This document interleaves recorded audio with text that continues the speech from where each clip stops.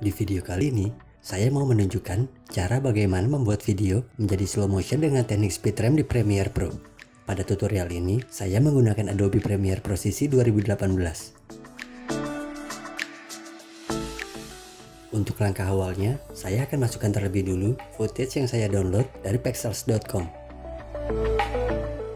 Setelah footage sudah ada di panel project, saya akan masukkan ke dalam timeline tanpa menggunakan sequence.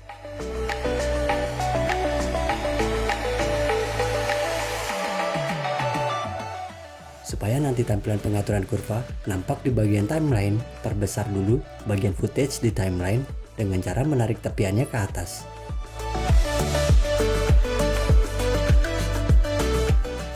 Karena di sini saya nggak membutuhkan sound, maka saya hapus saja bagian audionya. Supaya nampak lebih jelas, besarkan bagian work area-nya.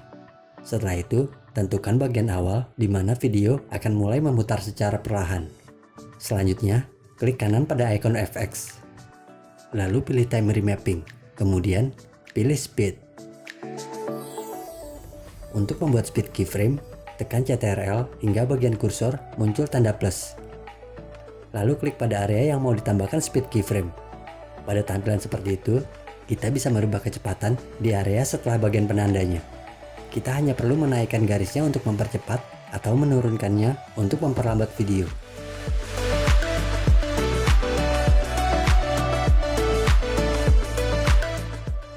Tapi kalau kecepatannya mau berubah secara perlahan, tarik salah satu bagian penandanya. Lalu tentukan areanya.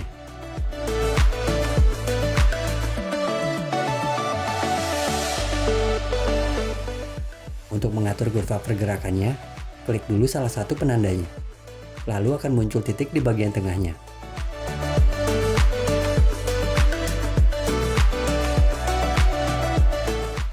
Kemudian, putar saja salah satu titik garisnya untuk mengatur pergerakan.